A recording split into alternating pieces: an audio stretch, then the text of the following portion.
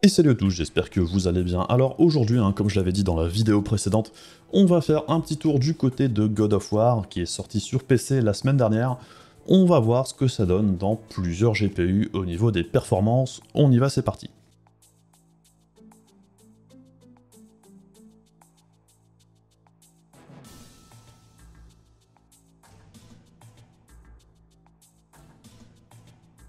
Alors, le God of War PC qui est arrivé la semaine dernière, c'est un portage de la version PS4 de 2018.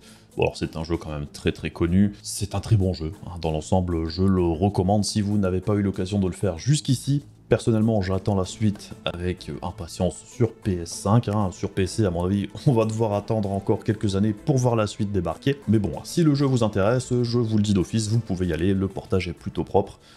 Il n'y a pas de choses vraiment négatives à dire, surtout si on compare à des portages assez dégueulasses, comme celui de Final Fantasy VII Remake dernièrement, qui en plus avait le luxe de coûter le double de prix de ce God of War. Donc que ce soit au niveau du tarif ou du portage en lui-même, ce nouveau God of War sur PC, c'est plutôt correct, c'est honnête, c'est du tout bon. Bon alors le but de la vidéo, c'est pas de voir les différences entre la version PC et les versions console. Si le sujet vous intéresse, il y a une très bonne vidéo de Digital Foundry sur le sujet, je vous invite à aller la regarder si vous voulez voir un petit peu plus tous les changements qu'il y a eu. Par contre, ce qui est intéressant avec ce portage, c'est qu'il y a à peu près toutes les dernières technologies intéressantes ou importantes pour nous, joueurs PC, c'est-à-dire qu'on a du DLSS, on a du FSR, bon alors il n'y a pas de ray tracing, mais on s'en fout un petit peu. Il y a le support du 21/9 et même du 16/10, parce que le 16/10 a tendance à revenir un petit peu sur les PC portables. Le 16/10, c'est un format que j'aimais plutôt bien. Le 21/9, alors c'est pas un miracle, le 21/9 on le retrouve de plus en plus dans quasiment tous les jeux, c'est très rare maintenant qu'il n'est pas supporté. Par contre, il faut saluer l'effort qui a été fait, puisque God of War n'est pas un jeu classique entre guillemets, puisque le jeu a été fait quasiment entièrement en plan séquence et toutes les cinématiques sont faites avec le moteur du jeu. Et bien souvent, quand on fait des cinématiques avec le moteur du jeu, et bien tout ce qu'on ne voit pas autour, généralement il se passe des trucs assez étranges, des personnages qui se téléportent, des choses qui n'apparaissent pas pour économiser en ressources. Donc bon, ils ont sûrement dû passer un bon moment à retaper justement toutes ces cinématiques pour les adapter en 21/9. Du coup, c'était pas si simple que ça, ou si évident que ça, que le support de ce format soit inclus dans le jeu. Et ça fait aussi plaisir de voir que les exclus Sony, généralement, les portages sont plutôt bons, et qu'on ait de plus en plus le DLSS et FSR directement dans le jeu à la release. Si on prend l'exemple des dernières sorties de la part de Microsoft, si on prend Halo Infinite, Forza, il n'y a pas de DLSS, il n'y a pas de FSR, c'est quand même un petit peu dommage venant de Microsoft, c'est quand même un des plus gros éditeurs sur PC, avec le Game Pass PC et compagnie, on pourrait s'attendre à ce que les portages proposent quand même ces deux options-là qui sont quand même de plus en plus importantes et qui sont des options très appréciées de la part des joueurs. Sinon, au niveau du portage en lui-même, bon alors c'est plutôt propre, c'est plutôt quali, il n'y a pas de problème majeur comme on a pu avoir par exemple au moment de la sortie du portage d'Horizon Zero Dawn où c'est un petit peu la cata. Ici, tout fonctionne bien, on tourne sur du DirectX 11, ce qui est assez surprenant. On n'a pas de DirectX 12 ici, bon c'est pas dramatique, ça améliore peut-être la compatibilité avec certains GPU un petit peu plus anciens, et encore j'en sais rien. On va voir du coup la liste des GPU que j'ai testé ici justement. Puisqu'au niveau de la config de test, ça tourne comme d'hab sur mon 5900X avec 64 Go de RAM en casse 16. Bon alors après le processeur n'a pas énormément d'importance, puisqu'ici même dans les plus basses résolutions on est limité par le GPU et non pas par le CPU, le bottleneck. Sur ce God of War, très clairement ce sera pas le processeur. Sinon au niveau des GPU, alors on a la GTX 970, on a la 1060 3 Go, on a la Quadro P2000. Alors la Quadro P2000, si vous connaissez pas, c'est cette petite chose ici. On en reparlera bientôt, bien évidemment, où j'ai fait un test complet de la carte, mais bon, du coup, je l'ai inclus au panel. Pour faire très simple, la Quadro P2000, c'est la version semi-professionnelle de la GTX 1060, sauf qu'elle est castrée, donc on a moins d'unités de calcul, et on a 5 Go de RAM au lieu de 6 sur la version complète. Mais du coup, c'est intéressant, entre ces 3 GPU, qui sont les moins puissants du panel, c'est qu'on a plusieurs configurations de mémoire. On a les 3 Go, on a les 3.5 Go plus 512 de la GTX 970 et les 5 Go de la Quadro P2000. Malheureusement, hein, j'ai pas de GTX 1060 6 Go sous la main, puisque elle coûte très cher actuellement et j'ai pas spécialement les moyens ou l'envie d'en acheter une à ce tarif-là. Pour les GPU plus récents, côté Nvidia, on aura la RTX 3060, la RTX 3060 Ti, la RTX 3070, et chez AMD, on aura la RX 6600, la 6700 XT et la 6800 XT. Alors j'ai pas toutes les cartes graphiques du monde, hein, j'ai fait avec ce que j'avais sous la main. On en a déjà 9 au total, c'est pas si mal que ça. Au niveau du test en lui-même, j'ai testé dans plusieurs résolutions, hein, donc on aura le 1080p, le 1440p, la 4K, et en 21 neuvième, le 2560 par 1080 et le 3440 par 1440, puisque vous le savez, hein, ici, le 21 neuvième, on aime bien ça. Au niveau des drivers, bien évidemment, j'ai utilisé les derniers drivers en date qui sont supposés apporter de meilleures performances sur God of War. Par contre, je le dis d'emblée, très clairement, je pense qu'il y a un problème avec les drivers d'AMD sur le jeu. Il y a un truc qui va pas. On va le voir sur les chiffres, c'est assez apparent, c'est facile à voir. Il y a des chutes de FPS à certains moments, mais c'est pas non plus totalement représentatif de ce qui se passe dans le jeu, puisque la plupart du temps, ça tourne vraiment très bien. C'est juste que sur la scène que j'ai utilisée sur le benchmark, il y a une chute à un moment qui dure quelques secondes. Ça arrive souvent dans les cinématiques et il y a une partie cinématique dans ce que j'ai utilisé, puisque le jeu est composé de beaucoup de cinématiques, donc c'est représentatif de ce qui se passe, hein, vu que ça utilise le moteur du jeu. Et la scène en question, hein, ça se passe au début du jeu quand un certain personnage vient vous voir dans votre maison. Je vais pas spoiler pour ceux qui n'ont pas fait, pour ceux qui connaissent, vous voyez à peu près où ça se trouve. Alors on entame avec le 1080p détail minimum. Alors je rajoute que les détails minimum sur le jeu. Le jeu reste quand même très beau dans l'ensemble, hein, c'est quand même plutôt propre, même avec tout au minimum, donc il n'y a pas à rougir, hein, si vous devez jouer à ce jeu-là en minimum, c'est quand même plutôt joli. Et du coup, on voit hein, que toutes les cartes s'en sortent quand même de façon plutôt correcte, même les GPU les moins puissants où le jeu est jouable. Par contre, on observe quand même qu'il y a un gros gap entre les GPU d'ancienne génération hein, par rapport même à la RTX 3060 ou même la RX 6600, qui est la carte de nouvelle génération la moins puissante du panel. Et donc, comme je le disais précédemment, on voit ici d'emblée hein, qu'il y a un problème avec les Radeon, puisqu'on voit là tout de suite, par exemple, la 6800 XT, les performances, c'est pas trop ça. Bon, alors c'est tout à fait jouable, hein, on a plus de 100 FPS, c'est largement jouable, hein, c'est pas le problème. Par contre, au niveau du 1% low, hein, comme on le voit ici, ce qui ressort le plus, c'est que toutes les cartes d'AMD quasiment sont plus ou moins au même niveau.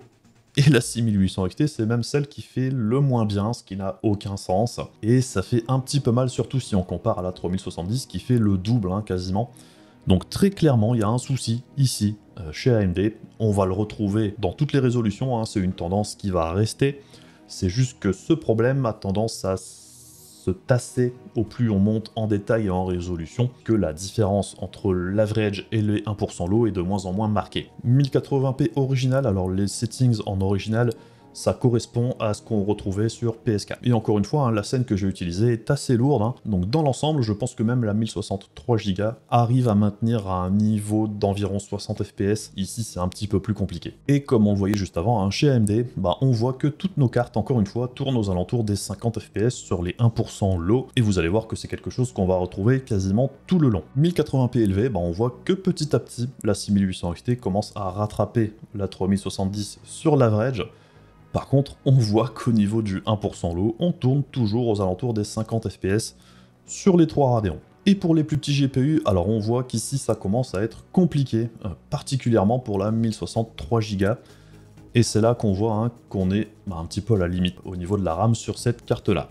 Puisque très clairement, la P2000, qui est une version castrée de celle-ci, mais qui a plus de RAM, elle n'a pas le même problème. Bon alors après, même si elle avait plus de RAM, ça commencerait quand même à devenir compliqué, juste au niveau de la puissance de calcul. Au niveau des 1% low, on voit qu'on a quand même une grosse chute par rapport aux deux autres cartes qui s'en sortent mieux, mais on atteint quand même un petit peu les limites de ce qui est jouable avec ces cartes-là, puisqu'on tourne aux alentours des 30, avec des baisses dans les 20, ça devient désagréable très clairement. Pour ces vieux GPU là, faudra jouer en 1080p, voire 720p, mais à choisir, je préfère le 1080p détail minimum plutôt que du 720p high ou ultra.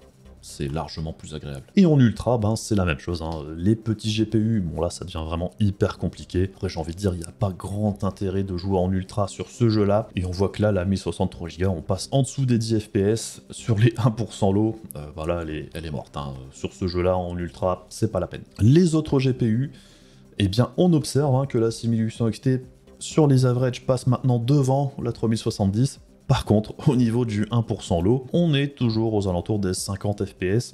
Par contre, on voit qu'elle fait mieux en ultra qu'en low. Bon, il y a un souci au niveau des drivers, très clairement. Et on note aussi hein, que la RX 6600, bon bah, elle s'écrase un petit peu en ultra par rapport à des détails un petit peu moins élevés. Je dirais c'est plutôt normal hein, quand on sait les brides qu'il y a eu sur cette carte-là. Alors, on passe sur du 21/9 ici, avec une résolution un petit peu à cheval entre le 1080p et le 1440p, hein, puisqu'on est en 2560 par 1080. Et très clairement, hein, les résultats sont assez proches de ce qu'on retrouve en 1080p. C'est un petit peu plus gourmand, mais dans l'ensemble, on est quand même très proche. Hein, du coup, il n'y a pas énormément de choses à dire. Je vais laisser défiler pendant que je parle. Faites pause si les résultats vous intéressent. J'ai pas mis les petits GPU ici, hein, on les retrouvera en 1440p juste après. Mais bon, ici dans l'ensemble, hein, vous pouvez le voir que ça reste très jouable avec toutes les cartes, même en ultra, on est évidemment un petit peu en dessous du 1080p. En 1440p détail minimum, alors on retrouve nos petits GPU qui se dépatouillent quand même malgré tout dans cette résolution là. C'est jouable, on est aux alentours des 30 FPS, alors ce sera pas la meilleure expérience possible, encore une fois, on préférera le 1080p détail minimum hein, pour ces cartes là. Mais c'est intéressant de voir que même la 1063 Go, ici, la RAM, ça passe encore. Sur les GPU plus récents, par rapport à tout à l'heure, hein, on note que la 6800 XT commence à être devant la 3070 quasiment tout le temps sur l'average. Par contre, au niveau des lows, ça reste compliqué et on voit qu'encore une fois, on tourne aux alentours des 50-55 FPS, comme d'hab. On note aussi hein, que la 3060 Ti et la 3070, au final, il n'y a pas d'énorme différence. Hein, on est bien aux environs des 10%. Et on voit bien qu'entre la 3060 et la 3060 Ti, par contre, on a un plus gros gap. 1440p medium, les petits GPU, bon alors là ça devient vraiment très compliqué. Les autres, ça passe encore, on est aux alentours des 60 FPS pour tous les 6, c'est tout à fait jouable. En détail élevé, bon alors là les petits GPU, c'est la catastrophe, hein. On s'écroule complètement, on n'est plus vraiment dans des conditions correctes pour jouer, hein, puisqu'on est en dessous des 30 sur les 3 cartes, là c'est fini. Et en ultra, hein, bon bah là on peut dire au revoir à nos petits GPU, ils auront fait ce qu'ils ont pu, il n'y a pas grand chose d'autre à faire pour eux à ce niveau-là. Et pour les autres, eh bien on voit que la 3060 maintient un 60 FPS de moyenne, c'est plutôt convenable. La 6600, c'est un petit peu moins bon, bien évidemment. Les autres cartes, ça reste un niveau de performance tout à fait correct. Et on retourne sur du 21/9 en 3440 par 1440. Alors, on a dit au revoir à nos petites cartes, hein, ça servait à rien de les garder ici, elles sont dépassées dans cette résolution-là de toute façon. Au niveau des performances, pas de grosse surprise. Par contre, on note hein, que d'emblée, la 6600, on est en dessous des 60 FPS, même en détail minimum. Donc très clairement, pour elle, ça devient compliqué. Alors, il n'y a pas vraiment de surprise à ce niveau-là, puisqu'on sait hein, que la 6600, c'est une carte taillée pour du 1080p. Au-dessus de ça, c'est un petit peu compliqué, mais c'est quand même malgré tout exploitable. La 3060 s'en sort un peu mieux. La 3060 Ti, la 3070, alors j'en parle pas beaucoup en fait, parce qu'il n'y a pas grand-chose à dire, en fait, c'est plutôt constant. C'est plutôt propre, c'est plutôt stable. Elles s'en sortent ici plutôt pas mal, mais on voit quand même que la 3060 Ti sur les 1% low, on s'approche du 60 FPS, mais dans l'ensemble, c'est très fluide. La 6700 XT et la 6800 XT, en average, on a des bons scores. Par contre, on voit qu'on tourne toujours aux alentours des 50 FPS sur les 1% low. Alors, en médium, je vais laisser un petit peu défiler parce qu'en fait, il n'y a pas grand-chose à dire. Hein. On suit la logique, hein. C'est de plus en plus compliqué pour la 6600 et la 3060, mais ça tient encore à peu près la route jusqu'en ultra, où là, la 6600... on s'approche quand même dangereusement du 30 FPS constant. La 3060, on a 50 FPS, ça reste plutôt correct. La 3060 Ti, elle maintient un bon 60 fps, tout comme la 3070, hein, les deux sont au final très proches, et la 6700 XT c'est pareil, environ 60 fps. Par contre on voit, au plus on monte en résolution, au plus la 6800 XT creuse l'écart, hein, puisque bien évidemment, ici la 3070 commence au niveau du 1% low à être à peu près au même niveau que la 6800 XT. Ce qui montre bien hein, que depuis le début, ce qui pénalisait la 6800 XT, ben, c'était son mauvais score sur les ralentissements, puisqu'en dehors de ça, elle aurait été devant quasiment à tous les coups en fait. Et en 4K détail minimum, eh bien la 3060 et la 6600 font jeu égal, ce qui est assez intéressant puisque c'était jamais arrivé jusqu'ici. On verra si ça continue après, hein, mais c'est plutôt rigolo de voir ça, puisque c'est la même chose sur la V-Rage et sur le low, donc ok. Pour toutes les autres cartes, on tourne aux alentours des 60 fps, à part la 6800 XT hein, qui maintient un écart au-dessus, et on voit que là, hein, même au niveau du 1% low par rapport à la 3070, elle passe devant. Alors en 4K détail médium, bon là on aperçoit la 6600 qui s'écroule, ce qui est plutôt intéressant, on voit qu'en fait elle est très vite saturée, même par rapport à la 3060 qui se maintient un petit peu mieux.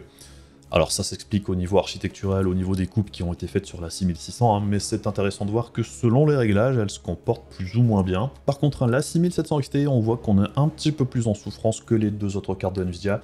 Ça commence à apparaître de plus en plus, et c'est très certainement dû là aussi, encore une fois, aux coupes qui ont été faites au niveau de l'architecture.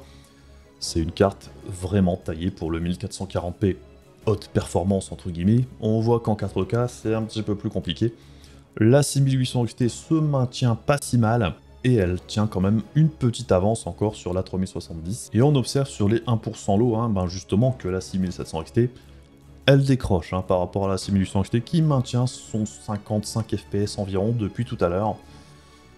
On voit qu'on s'approche tout doucement des limites de toutes les cartes. En détail élevé, ben là pas de grosse surprise, hein, la RTX 3060 maintient quand même malgré tout environ 30 fps, hein, ce qui est vraiment honorable pour cette carte-là. La 6600, bon bah là on est en dessous des 30 fps, c'est clairement pas la fête. Et pour les autres cartes, hein, bah, on passe sous les 60 fps pour quasiment toutes, en dehors de la 6800 XT qui maintient son 60 fps+, même si au niveau du 1% low, on voit qu'on descend un petit peu, plutôt logique. Et pour terminer, le 4K Ultra, et bien là, hein, c'est compliqué, hein. La 6600, c'est fini, très clairement. La 3060, ça devient compliqué aussi, hein. On voit qu'on a 30 fps de moyenne, mais il y a quand même des sacrées baisses en dessous de 30.